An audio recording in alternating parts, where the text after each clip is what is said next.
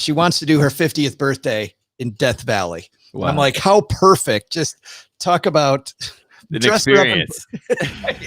Dress her in black, put her in front of the Death Valley sign. She's good to go. Yeah, that's amazing. That sounds like a great 50th birthday. It should be. Hey, everybody. He's Tate Frasier. I'm Joe Saul-Sehy. Welcome back to another live recording of Money with Friends. We've got two great headlines today. And if you're new to the show, what we do here is we record these live. We're really recording an audio podcast. Going to come out tomorrow and come out on Friday. So hang out with us, comment. If you comment, Tate and I'll try to include as many comments as we can in the show. Each one is about 15 minutes. So I think that's about it. You ready to make you a star, Mr. Frasier? Oh, I'm locked in and I'm loaded. I'm glad we're live. Let's do it. All right. Let me see if I can find my notes. It's always the tough part, finding my notes. All right. I'm going to hit record. This is for tomorrow, September 17th. So what will you learn today? Hopefully. Nope, that's the wrong one. We're going to start that again. What's on tap for today? How about risk versus reward? When do you take less risk and when is the reward just far too great? We're tackling that topic through the lens of the Big Ten. Their football season is going to start up in October. Sports commentator Tate Frasier is going to join us on the Pushing Through podcast on today's Money with Friends. Welcome to the Money with Friends podcast, coming to you live from my mom's half-finished basement in Palm Springs, California, where we make the Stacky Benjamin show. I'm Joe Saul-Sehy. I am Tate Frasier, and I'm happy to be here, Joe. Coming to us from Los Angeles, California. There we go. And what happened to the Clippers, by the way? Not good things. If you didn't watch the fourth quarter last night and you're a Clippers fan, never watch it. You never need to see it. Just wipe it from your memory. It's all about next year. Yes, spoiler alert, but you don't have to see it, right? At this point. Don't have to watch it. No, this is the podcast where Tate and I are going to cover a recent story ripped from the financial press. Today, we're tackling one from ESPN. Not only are we going to read them like some podcasts do, but we'll dive into how they affect your wallet and what you can do to invest, save, or pay down debt more effectively. That's not enough. We'll also share a big idea at the end of today's show you can take with you to be better with your money, all in less than 20 minutes. Today's show is brought to you by NordPass. We lock passwords. You hold the keys. With NordPass, store your passwords in the cloud, access them on desktop, mobile, or your favorite browser, all encrypted on your device for your eyes only. And as I mentioned, Tate Frasier back with us today, man. Denver Nuggets. I can't really believe you're saying that. I think, last week it's the 3-1 series. The Clippers are sort of penciled in, right, to make it to their first Western Conference Finals. They got the monkey off their back, all smooth sailing. And then a week later, the Nuggets do it again. Back to 13 times it's happened in NBA history. The Nuggets have done it twice in back-to-back series. That's pretty fascinating, coming back from a 3-1 lead. And Jokic is I think he's slowly becoming beloved by the basketball world, I feel like. So that's where we are.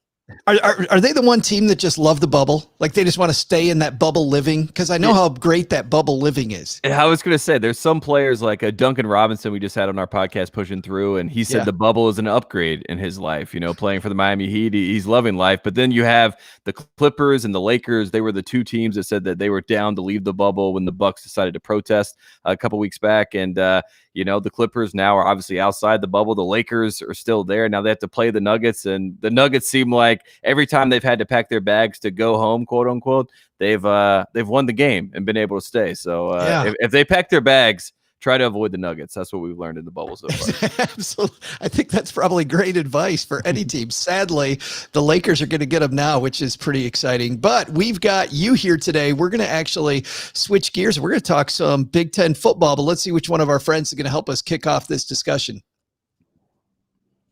All right, today's piece comes to us from ESPN. It's titled Big Ten Football's Back, What You Need to Know, and it's written by Adam Rittenberg and Heather Denich. You want to do the honors, Tate? Yeah, absolutely. So it was that simple. Big Ten football is back, and we'll start with the first paragraph here. After what may have been the ugliest, most controversial month in league history, Big Ten college football is back. That's right, it is back. The conference presidents and chancellors on Wednesday voted to start their season the weekend of October 24th after considering new medical information and testing possibilities presented to them this past weekend. Here's a look at what went into the decision and what's still to come out of it. So then the question they asked is, what's the most important factor in the Big Ten voting to play? And the answer is right here. The medical information and resources around COVID-19 improved significantly, especially the availability of rapid testing programs. Big Ten teams had several outbreaks during the summer. We heard that coverage was all over the place. And contact tracing had been a significant obstacle without rapid testing in place. Many wondered how schools such as Rutgers, Northwestern, Illinois, and Maryland would ever get around their state restrictions to practice in pads and eventually play. The emergence of several reliable rapid testing options eased concerns about contract tracing and increased confidence about having minimal interruptions during the regular season, which can't afford too many bumps if the Big Ten wants to be a part of the college football playoff. And I'll stop there because I think that's the big story, right? With this whole thing, obviously the Big Ten is coming back, but they're also trying to get in this rapid race of games to be able to compete for the ultimate prize, which is what Ohio State and Michigan and some of those teams are trying to look for, which is the college football playoff. And I think that's really the big story. Yes, the Big Ten is coming back, but they also have this whole other obstacle of like, how do we get back in the normal system of things? Why do you go right to the two schools I hate most? Ohio State, Michigan. I swear to God, I'm going for your heart every single time. Every time you're on, you're like, dude, it's Michigan State. Remember, we got to go Michigan State. But this is interesting because a month ago when you were here, we talked about this and it was all about risk then, right? Mm-hmm. Why the hell is the SEC taking this much risk? And now we see the SEC, the ACC out there playing football every week. And it feels like we've kind of switched gears, Tate. We've gone from, well, maybe the risk isn't as bad as we thought it was. And watching everybody else play, they seem to be doing it pretty damned effectively. Maybe we can do it too. Yeah, absolutely. And I mean, if you look at the bubble success, right? We give the NBA all the credit, but what is the basketball? I almost call it a throwback tournament, but the basketball tournament, which is TBT, they tried the bubble out first. That works. The bubble works with the NBA. Then we get closer to football season. The NFL kind of, doubles down. The players come out. They say, we need to have our concerns kind of addressed. The NFLPA kind of gets those situations handled. We have NFL football. Then everyone goes from there. All right, what does college football look like? The SEC, all the reports come out. LSU, if they don't play football, they're going to lose $25 million. I think that was the big topic we had, on the last show. And now you see the reward right on the other side, and you say, well, we need that money to function. We're going to go and do things the quote unquote right way. We're going to lock things down, all that sort of stuff. And if you're the Big Ten and you're the Pac-12 and you're the outside looking in, the PR of we are being smart, we are, not going to risk our players' health, now is getting attacked from the people that are rewarding, the fact that, they are playing football, and then you're getting your guys getting, negative recruited against, or, guys getting phone calls at UCLA saying, hey, come to Alabama to play offensive line for us this year because you're not going to be playing football. And it just becomes like this entire whirlwind of things, right? Where it looked like the Big Ten and the Pac-12 were going to be on the right side of history, right? If you wanted to frame it that way. But in the reality of things was, as college football, as, the ACCs and the SECs and the Big 12s of the world continued about their business, it put them in a weaker position. And now they're in an even weaker position, I would say, because they've backtracked from where they stood before. I think if they just had sort of said, okay, we get it. We still feel like it's too much of a risk, so we're going to wait till the spring. But, kudos to you guys. Go ahead and play. We won't be a part of the system this year. We'll come back next year, hopefully, if all things are right. I think that's a stronger stance than our bad, But I also think the Big Ten fans are happy, and that at the end of the day, they wanted to please the fans. So that's where we are. When talking about starting late and oops, my bad. What's interesting about this that I wonder is, when we first heard about them canceling football, I thought the big issue we saw in Big Ten country, we saw the MAC conference was the first conference to say, yeah, we're out. And immediately it seemed like right after that was when the Big Ten said, nope, we're done. And I think the Pac-10 actually, even before the Big Ten said, nope, we're done, we're out. I felt like then it was because the PR problems around, if something bad happens, what's going to happen, right? Like, I would love to say that these schools just, that we care about our students, we care about people. But to your point, there's so much money on the line. My personal feeling is it's all about PR. Like, how bad are they going to look if something bad happens? Is part of the reason they're able to come back, though, because Major League Baseball had some really bad stuff happen, and the public just kind of went, yeah, okay. And after that, it makes it much more acceptable. I feel like the downside of people coming down with COVID on a team, not nearly what we thought it was going to be 2 months ago. Exactly. And I think that was the sort of unknown monster, right? The big scary monster that we didn't know what it quite looked like. And if you look at the shadow, it looks like it's the size of Godzilla. But if you get up close, it's a little small object. And we're all kind of like, oh, it's not as scary as we thought it would be. And I think the bad PR, actually, the idea of being scared of bad PR actually came back to bite them, because the fact that they backtracked, that was bad PR. The fact that it jumped the gun so soon ended up being bad PR. And like you said, that was all that they really cared about in the first place. So it wasn't even about the good PR of saying we cared about the kids actually went and backfired on them. And then they immediately like, well, we don't care that much. Let's go out there and, play some football. And whoa. Yeah. And I think that's sort of, that's the catch-22 of college sports. I mean, as someone that, I spend twice a week on a podcast talking about college basketball. I am no longer in college. I did not play college basketball, but I grew up in, on Tobacco Road in that world, seeing what it's like, understanding the economics of the situation. And we all know, if you're aware enough to understand, that there is a catch-22 with the profitability and the whole setup of college sports in general. So like, this was the time that people wanted to attack that, obviously, and wanted to point to it and say, look at this, look at all this money that's on the table. Maybe we share it, maybe we address it. And everyone else that's in the actual situations, the presidents and the people that are, a part of the NCAA system, they say, well, let's just keep it going, because why would we ruin a good thing? And we're going to keep it going. I think a lot of people thought that this may be a seismic shift, right? When the Big Ten decided to opt out and the Pac-12 decided to opt out. Yes, but I did. Yeah, I totally did. I did. And I think what's happened now is that we've seen that as long as the ducks in a row happen in certain areas and regions of the country, the other conferences will fall in line. And I believe that the Big Ten and Pac-12 thought it would be the other way around. They thought that the ACC and the SEC and the Big 12 would follow suit. And obviously that did not happen. We do the show live on Facebook and on YouTube. If you want to join us, head to our YouTube channel, youtube.com/money with friends. Kevin here, big Tate Frasier fan, says my podcast worlds are colliding, getting his money and his sports on all at one time. I'm going to put today's Kevin Day, apparently, for our commenters, because we have another Kevin here. I'm only going to put this on to watch. I want to see Tate's head blow up. Please. Here. Duke or UNC, Tate? Which one of those? That's the wrong order. It should be Carolina or Duke. That's the proper order to write that question, Carolina or Duke. The answer is North Carolina. Will always be North Carolina. Public schools forever. So you were more diplomatic about that than I thought you were going to be. I will say, my Duke hatred, I wish that I could go back to 2006 and just bottle it up, because that was the peak of my Duke hate. I had Sheldon Williams and JJ Redick splashing threes in my face, and Lee Melchione, Pocious. I mean, all the usual suspects. You still wake up crying, don't you? I still wake up upset. That's for sure. And when I had to produce JJ Redick's podcast, it was a personal nightmare of mine. So I got over the Duke stuff then. That was it.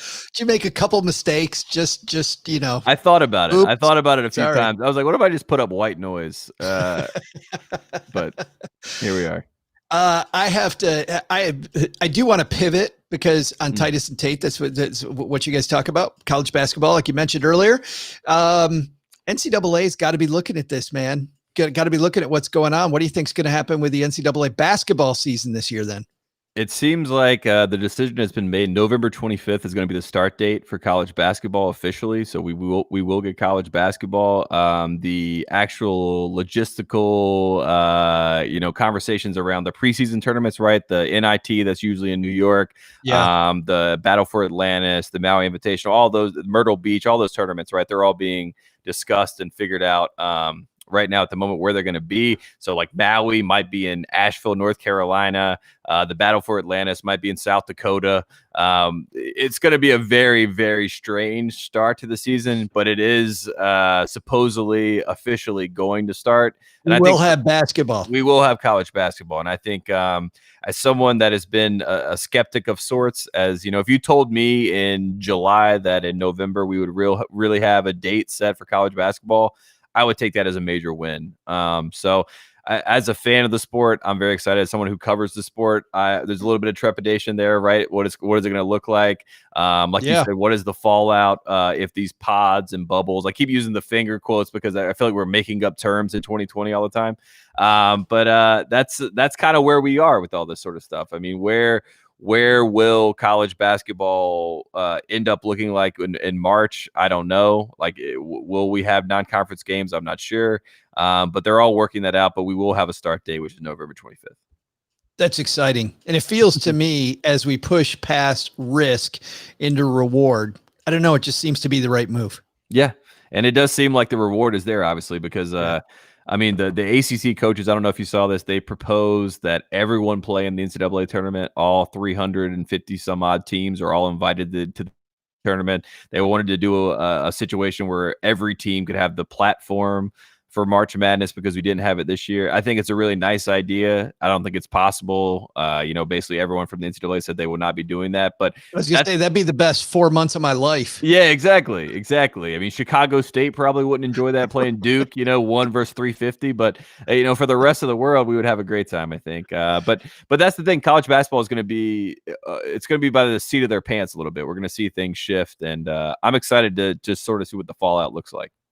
In just a second, Tate and I are going to have our takeaways for today, but just want to say a big thanks before we get there to NordPass for supporting Money with Friends. With NordPass, you store your passwords in the cloud. You access them on your desktop, mobile, or your favorite browser. They're all encrypted on your device for your eyes only. You will get 50% off and a 30-day money-back guarantee if you go to nordpass.com/MWF. You don't want to have your passwords out there unprotected, especially don't use just one password for everything. This is a problem I had. I had a really cool password. I thought it was fantastic. I thought, hey, why do I need a password manager? I've got the best password ever. Then I realized if they steal one password, they've got everything. NordPass comes up with a different password for every single place that I am. nordpass.com/MWF.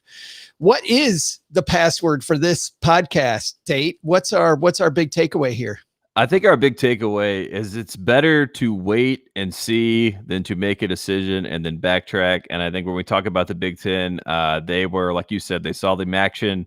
They tried to be first. They tried to be ahead of the curve. And sometimes you don't know where the curve bends. You don't want to, quote unquote, jump out and be in front of it and then be wrong. And I think my big takeaway was that I like where their head was at. I like what the Big Ten was trying to do, putting safety first. But I would like it to be genuine. And I think what we learned from this situation was that the original approach wasn't the most genuine approach to safety first. Yeah, it was a surprise money wins. Surprise money wins. I think that's the takeaway. Yes. Oh yeah, we were worried, and then we saw that we didn't need to be worried. So cash on the dollar.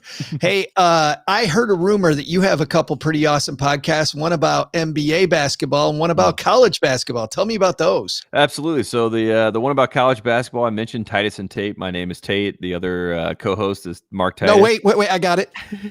Titus. Yes, you got it. Oh. Mark Titus. Might throw people off with the last name, but the two of us, we talk about college basketball twice a week. We've been talking about, NFL and some other things, the bubble, obviously, things that have been going on that aren't college basketball as well. And then pushing through is myself, 3-time NBA champion, BJ Armstrong, played with the Bulls, played with MJ, is an agent now, Derrick Rose's agent, some of the other, Bismack Biyombo, list goes on. But the two of us, we are friends. We've always talked about basketball, and people always found it odd. So now we do it on a podcast, and it's a lot of fun. For a look, by the way, into the NBA bubble, I mean, you've had some great episodes, but I really liked it when you had the medical director from the NBA on. That was a really interesting episode, hearing about how they made the decision, how early they were thinking about the decision. Like, I didn't realize in January they were already starting to make plans. That was pretty wild radio. Yeah, we kept seeing the headlines, right? Kudos to the NBA. And then I wanted to figure out who the NBA actually was. And Mark Spears, told BJ and I that, this doctor, Dr. Leroy Sims is his name, was the one who was running all the COVID, protocols for the NBA. And, they found out about, COVID and the potential in January, like you said, in Paris, when the Bucks were playing the Hornets, I believe. And they were already talking about, ways to deal with it if it were to enter the NBA. And that's why the bubble was able to happen, because they started planning in January. Who would have thought when you start planning, things could work out? That's crazy talk. Yeah, until you change it halfway through like the Big Ten did, but that's for another day. Good news. We've got Tate Frasier back here one more time tomorrow. We'll see you back here again tomorrow, buddy, on Money with Friends. Bye-bye. Thanks, Joe. All right, guys, we did it. Hey, Victor. Yeah, the brackets would be madness. I was going to ask you, why are you ripping on Chicago State? Come on, man. I don't want to rip on Chicago State, but once upon a time, Mark Titus, my co-host, he was up for the job. We were pushing hard for the job. We wanted the Chicago State job. We thought we could get him in there, make some changes, and they ignored us. So he was going to be the coach or the AD, the head coach. That'd be awesome. Yeah, we have a philosophy that whoever has the biggest bag has a chance, and we were going to go to Chicago State and be as blatant about it as we could, and you're just going to set up and podcast from right outside the front door. Absolutely, I was going to do a live podcast on staff with our team. That'd be so awesome. Oh my God, that'd be funny. All right, I'm going to get the second one ready, guys.